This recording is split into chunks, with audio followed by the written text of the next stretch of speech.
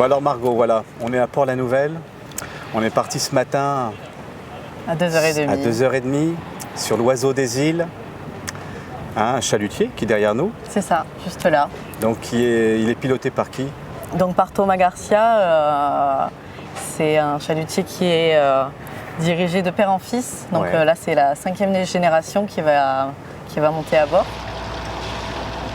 L'équipage est arrivé, on est parti. On a fait à peu près 1 heure de route. Ouais. 1 heure de route assez mouvementée du coup. Et on a pu caler, donc mettre le filet pour qu'on puisse pêcher pendant jusqu'à 8 heures, donc à peu près 4 heures de cale. Et puis après, à 8 heures, on a viré, donc on a remonté le filet pour pouvoir trier, ranger, glacer le poisson.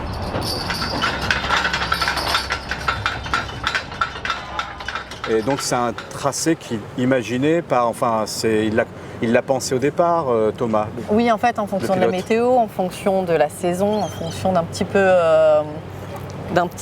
tout, Ouais. il va décider de où on va caler, parce qu'avec l'expérience qu'il a, il connaît la zone, quoi. Oui.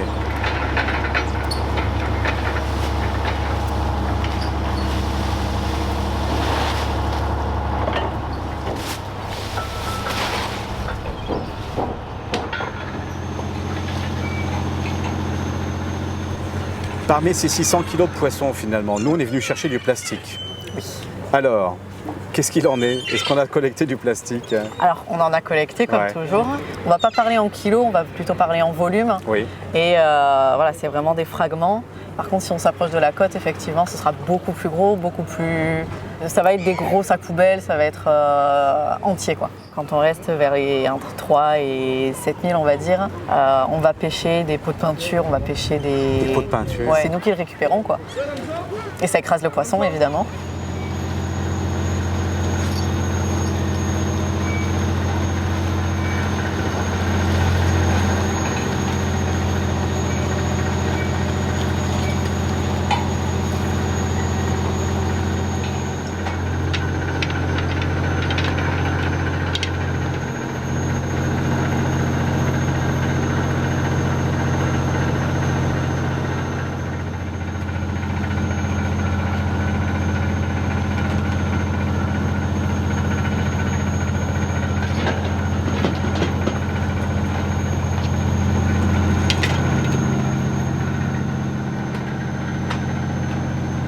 Les bateaux qui sont derrière nous, là, ce sont des gros chaluts Oui. qui ont été, c'est ce que nous a expliqué Thomas, ils ont été faits pour aller à la pêche aux anchois et à la sardine, le Ouais. bleu, ce qu'ils appellent, vous appelez le bleu. Et ce bleu, bah, finalement, là, il est maintenant en volume beaucoup moins présent, hein. Donc la ressource n'existe plus. On sait, mais finalement, ce sont quand même des poissons qui sont certainement beaucoup plus sensibles à la pollution. Bah, de toute façon, cette pollution chimique et plastique, comme tu dis, ça attaque les phytos et les zooplanctons. C'est la base de la chaîne alimentaire. Et s'il n'y a pas ce phyto et ce zooplancton, il n'y a plus rien après. Voilà, tout simplement. Déjà, il n'y a plus de sardines. C'est ça. Il n'y a plus d'anchois non Il y a plus, plus rien. presque plus. C'est ça. Et vous ne ramassez pas que du plastique. Il y a d'autres Pardon? Vous ne Oui, il y a ramassez pas d'autres que choses, il y a beaucoup de bois après. Ah ouais, le bois, mais Bois, ouais. Dès qu'il y a des inondations, les pluies et tout, Ouais. tous les fleuves, les rivières, tout ce qui charrie, ça tire à la mer. Donc l'essentiel du plastique ou des déchets que vous retrouvez, de toute façon, viennent de la terre. Ah oui, oui. Quand on est au large, dans ce secteur-là, pas trop. Par contre, dès qu'on commence à se rapprocher des côtes, on prend un peu plus de bouteilles, des choses comme ça. Un peu plus de plastique. Nous, de toute façon, on aperçoit, nous, c'est dès qu'il y a des coups de mer. On appelle ça chez nous du vent du large. Là, les coups de sud-est. Et dès qu'il y a des pluies, dès qu'il y a les inondations, tout ce que, comme je vous ai dit, les fleuves, les rivières, tout ce qui charrie à la mer, là oui. Donc, Ouais. on reprend la mer là pendant 2-3 mois. Ah oui, 2 mois après. là, Oui, vous oui, avez- même une fois 2 mois. Ouais. On prend de tout. Là. Voilà, maintenant pour le voir sur l'impact du poisson, ça, c'est plutôt les scientifiques qui vont le dire. Nous, c'est plutôt je pense que c'est plutôt la pollution. Là, tout ce qui est rejeté, je veux dire des produits, voilà, ça oui. Mine de rien, même des fois les troncs d'arbres et tout, faut les débarquer. Oui, ça prend du temps et c'est du travail. Ouais, on le fait, voilà, parce que c'est notre métier, on veut préserver la ressource et la mer. Voilà. J'estime qu'il faut le faire. Voilà. C'est notre gagne-pain, alors c'est normal de le faire. Il y a des poubelles et des conteneurs, c'est pas peine de le jeter tout à la mer. Parce que même après, ça se retrouve de partout, même comme je vous dis, quand il va y avoir du marin, tout ce qui est sur l'eau, même au fond de l'eau, hein, vous allez le retrouver sur la plage. Voilà. Et ces mêmes personnes, ils vont venir en vacances, puis ils vont se promener, ils vont dire la plage est dégueulasse. Et pourtant, c'est l'être humain qui a fait ça. Voilà. Ça semble de parfait, mais il y a des gens qui vont dire ouais, on peut le faire, tu trouves qu'il faut le faire. Voilà. Ça servira pour tout le monde. Qu'est-ce que ça coûte? Vous prenez un sac poubelle ou des containers ou des poubelles, vous le mettez à l'intérieur et voilà, quand vous arrivez à terre, on le dépose à terre. Ça, c'est ce qu'on a ramassé du coup pour 2 cales. Il y en a pas beaucoup.